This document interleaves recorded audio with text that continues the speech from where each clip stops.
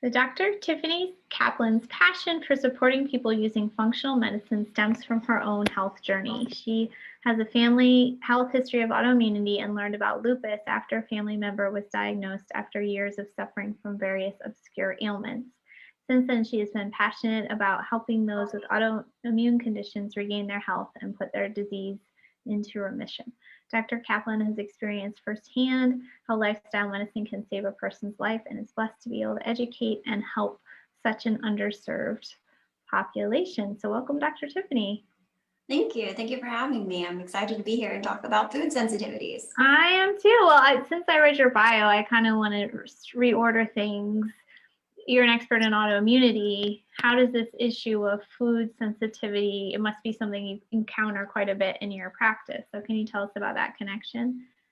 Yeah, so one of the basis of why somebody develops an autoimmune condition, which is always at the root of functional medicine, figuring out the why.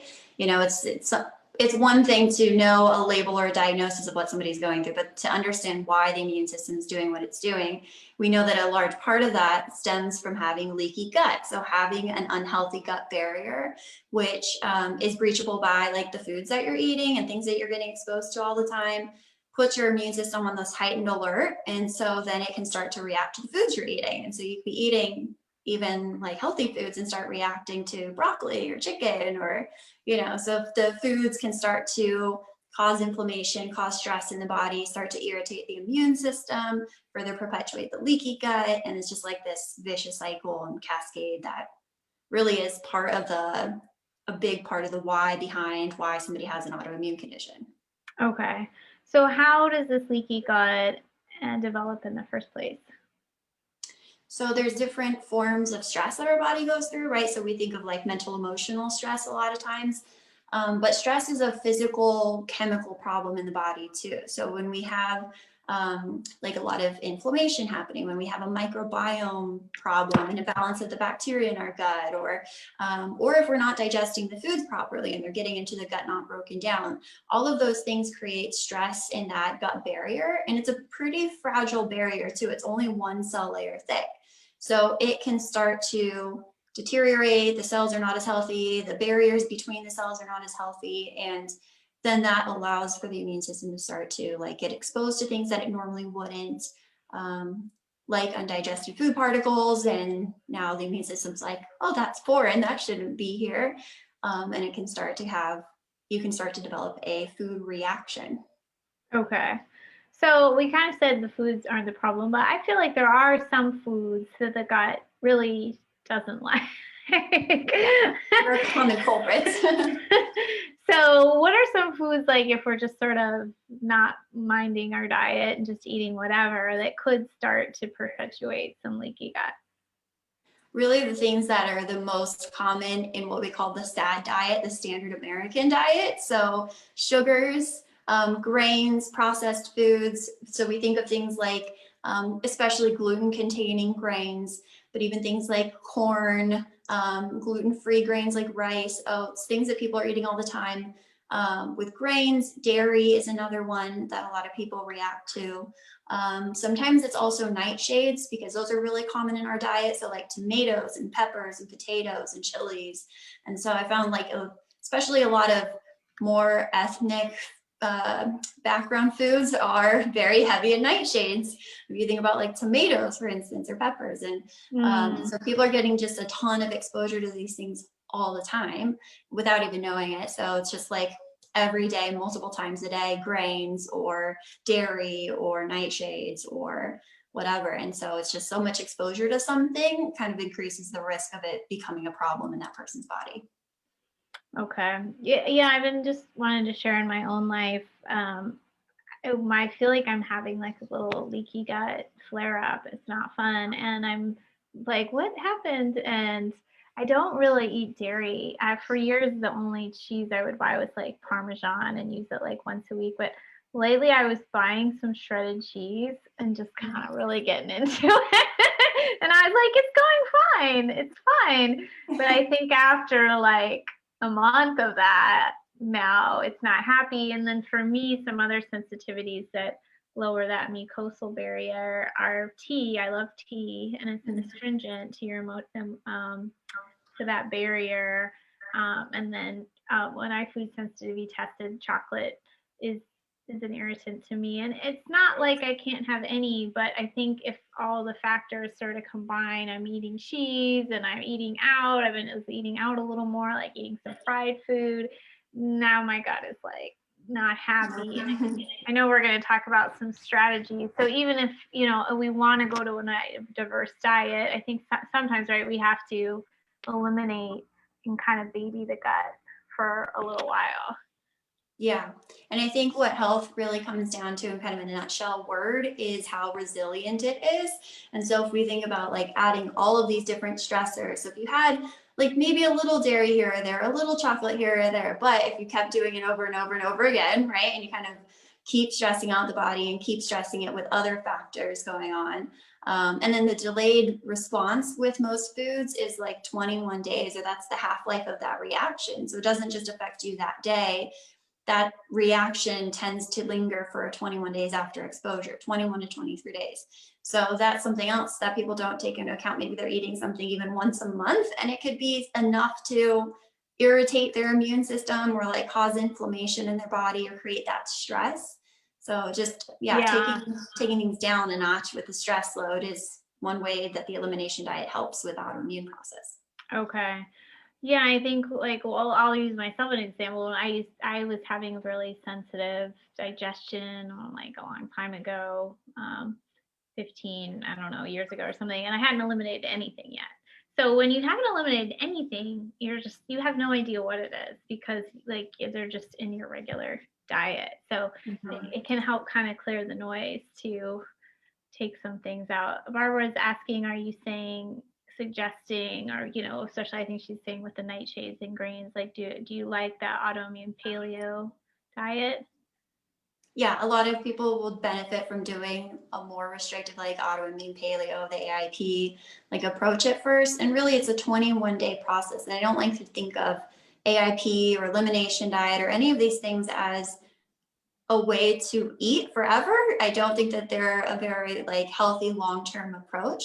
They're more of a short-term tool that you use to figure out what those foods are that don't like your body. So that's something else, is like, yeah, you could do a full AIP or something, but that's not a way to live on it either. No. Okay. So can define the elimination diet a little more? It's 21 days. Is that right? Yeah. That's okay. They got to do it for 21 days.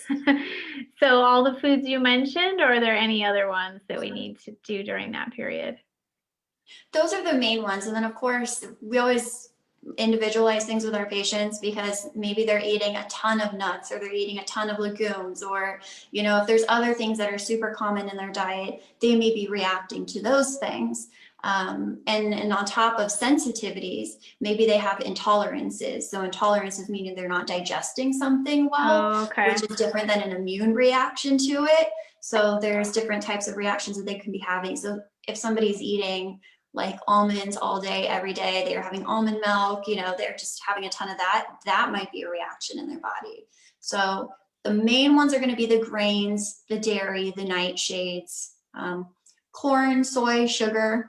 Those are kind of another couple big ones. But yeah, if somebody's eating just a ton of something else, they might be having a reaction to something else in a different category. Okay, so you talked about almonds. Does that become an intolerance, or when you overeat something, how do you categorize that? Yeah, so a sensitivity reaction is that like delayed response. So you can develop a sensitivity reaction to anything. If the immune system gets exposed to it and forms an IgG or an IgA reaction, it's different than the IgE allergy response, which is like quick, obvious, noticeable reaction. And that only lasts a couple days in the body. But the sensitivity response is an immune system's reaction to the food, and it lingers on for like 21 days after. And that's where it gets tricky too, because a lot of times the symptoms aren't very obvious. It's not that you eat that food and immediately have symptoms. You could have symptoms hours later, days later, a week later. A lot of my food reactions when I first did the whole elimination process was like 3 days to a week after exposure to something. So like the first couple of days, I'd be like, oh, that was fine. I could eat eggs. And then 3 days later, I'd be doubled over in pain.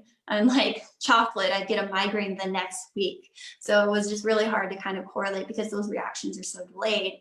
Sometimes it's hard to connect the dots until you do like that full eliminate, reintroduce process. So you reintroduce one by one, right? Is it Yes. like every 3 days is a new thing? Typically it's about every 3 days, but if somebody is noticing like reactions really quick, like their reactions come on pretty soon after eating, maybe a couple hours later, they're like not feeling so good, then maybe they'll be able to add foods quicker than somebody else that has like reactions that are showing up 4 days, 5 days later. So Okay. everyone's a little different in how fast they can go through that too. But the general rule of thumb is like 3 days. Okay. I know that Tom Malter wrote a book about elimination diet that I think is good. Or is there any other resource you like for if someone wants to do it themselves? There's like a million recipes and everything online. I mean, you just search elimination diet or AIP diet. There's cookbooks just for AIP. I think it's good for people to have resources and recipes and stuff that they can refer to that follow that, because a lot of times our, the recipes that we're used to before we go through this change have a lot of the things that we shouldn't be eating. And so people kind of get stuck with, what do I eat? So there's a lot of like resources, and it just gives people ideas. And you can even find a list of, here, these are all the gluten containing grains, or these are all the nightshades. So then you have like a list, and people take that like to the store with them so they know what to stay away from or what to get. Okay, perfect. So you had written that fasting could be a strategy, and that's something I've been doing more of the last few days because I'm like, oh, everything I'm eating is just feeling sensitive. I just don't think my body wants it right now. It just wants to be left alone. So just doing like broth or just eating super light. Tell us how you use fasting for food sensitivities. Yeah, so what fasting does, and the reason it's beneficial, is it gives our gut a break from having to digest everything, from having to try to absorb the nutrients, from having to determine if something good or bad is coming in. So it just kind of calms all of that down. And what fasting does in a different sense is it turns on autophagy in our body, killing off like old dead cells, replacing good new cells. We know that our gut cells replace themselves every 3 to 5 days approximately. So as we're having that like constant turnover, sometimes just fasting can help calm everything down to the point where we kind of get a little bit of a reset in the gut. And so some people do intermittent fasting, some people do like modified fast for days. What I find with a lot of my autoimmune patients is right from the get-go, they're not stable enough with some of the other areas in their body that they can tolerate fasting. It actually creates more stress on their body that they can't handle, and it can make them worse. Yeah. Yeah. So a lot of times they have like blood sugar problems, like they get low blood sugars if they don't eat, or they have cortisol adrenal problems, which is so common. And so people just can't tolerate going into that stress state of fasting right off the bat, and they got to wait till they're much more stable to benefit from it. Okay. I'm going to share the page for your summit here, and maybe we can just use that as a conversation starter for other strategies and favorite talks that you want to point out. So wait, let me go back up. So these are the things you get right away.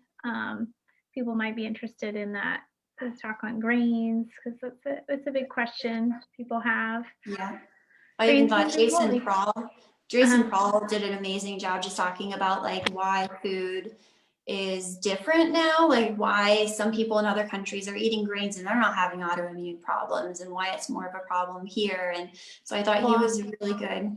Okay, awesome. I know he's like such a philosopher. I love talking with him. So if you are dealing with autoimmunity, there's a guide there from Tiffany's husband. There's probably other free guides you get right off the bat as well. I don't know this person, Jennifer Maynard. What's her story? Dr. Tom O'Brien really picked out a couple people that are more just in the scientific community that could give like really just good background information on this topic. Okay. So just people that maybe you don't hear about, but yeah, so. Awesome. That's cool. Different information. Cool. And SIBO and IBS, that's a great one. Yeah, Allison Seebecker. Randy Hartnell, we know from, what's his name of his company again? I can't remember right now. Oh, I don't mind. Blanking on it. Talking about seafood, we'll just say that. So they have like a sustainable seafood fishing Awesome. kind of company. Awesome. Anything, I'm not putting you on the spot. There's anything you learned from the guests that you were like, oh, that's interesting? No, that's a good question. I always feel like I walk away from these interviews learning something new. Now I cannot think of something on the top of my head, but I'm sure there was times. Well, I don't really know what this talk is because I haven't heard it, but this oral intolerance thing is something. Yeah, that was really interesting. She was really interesting, bringing up so many points about how our, mouth microbiome is connected to everything too. And of course, we know digestion starts in the mouth. We have to chew our food to even start breaking down those nutrients. And so having like infections or having problems with our teeth really hinders or can create food sensitivity problems. Cool. I like this one on liver health, and he's talking about mycotoxins, mold, and mitochondria. So it's all connected. I was just looking online at something that, if we have an article coming out next week on mold in foods, and if your microbiome is still sensitive, you're still dealing with mold. The mold in foods can be irritating as well, and they're in a lot of grains and corn. I think corn is a weak spot for me because I like having corn tortillas and stuff. But corn is our moldiest grain really in the U.S. So and it actually resists our digestive tract. It is a big lectin that does not like to be broken down, which is why people will notice it comes out whole the other end. It literally does not want our gut to break it down, which creates a lot of stress at that barrier. So I find most people just don't do well with corn. Yeah, I buy sometimes these grain-free tortillas. I think they're made with like a tuber though, so they may be the cassava. Yeah, but those are good. I need to get those again. I know you can traditionally prepare corn like a masa with like lime and stuff, and I sometimes buy those if I see them. I don't know if it helps tremendously for digestibility. But now that you say that, I'm like, I always just feel like corn is just a little rough. Yeah, just hard. Yeah. Well, if it's ground up, I mean, it is almost pre-digested for you, but still, it's just something that doesn't have a lot of nutritional value to it either. This is an interesting one. Are symptoms linked to your past, food sensitivities, and mental health? There's actually quite a few people like him and Nikki Grotrix like talking about the mental emotional components of food. I thought that was really interesting, how we can and why we can be addicted to certain foods, why we have like certain comfort foods and why it's hard to get off of some things. And then like just kind of helping people with, because making a change in your diet is hard, right? So like just some of the things you can do to create good habits with your eating. And so that was cool. There's a little bit on weight loss resistance here with Dan Pompa. Andrea Nakayama is a great speaker, functional nutrition. Awesome. So I know many people in our community are just looking to learn too for, their families are thinking of doing it as a career or it is their career. So, some really nice wide variety of talks here. So and Dr. Song talking with like kids and autoimmunity and like how do you help kids eat healthier. So that's something else people struggle with is, hey, they have other people in the household that they have to, eat too, and they're preparing food for multiple people or kids. And how do you kind of navigate that when you have a family or dependents? So I thought that was interesting. And of course, Jeffrey is amazing. Yeah, this looks really good. I think I might need to tune in just for this one. Jeffrey Bland, you guys, is pretty pretty like not public guy usually, but I think he's trying to change that a bit. But he's really like the father of functional medicine. So it's pretty awesome. So I'm sure this talk is super interesting. This immunoidentity, gut, liver, lung, brain, muscle, fat, fat cell immune connection. That's a lot of connections. Awesome. I'm gonna stop sharing it and sign up. I put the link in the chat, but I'll just copy it again in case it got kind of buried. So starts March 1st. I'm March sure 1st, it was a ton of work. Congratulations. It looks great. Thank you. Yeah, it was good. And this recording, if you want to share it with anyone, we always put it on our YouTube channel, so you can always find them there. Well, thank you, Dr. Tiffany. We appreciate you coming on. Thank you for having me. I hope everybody checks out the Food Sensitivity Summit. Anybody that eats really needs to know about that. So I think nobody gets off the hook when it comes to like having some kind of food sensitivity or digestive thing. And yeah, we tend to overeat the same foods, we get in habit. So it's good for awareness. Yeah, Barbara said, wow, so many great speakers. Yeah, you have a great lineup. You got some big name people that come on, which is fantastic. And so I will be back in about a half an hour, you guys, with our third Facebook Live of the day. We're doing kind of a series today, Tiffany. We'll be talking about someone from the company Biobotanical Research, which makes the brand Psilocybin. I don't think I have it handy, but it's a pretty, you probably know them. They're out of California. Yeah. Pretty well known in the wellness space, really potent products for oral care, gut infections, detox. So I'll be back with Aaliyah Khan in a half an hour to talk about that. Thanks, everybody. Appreciate you coming on. Thanks, Tiffany. Thanks.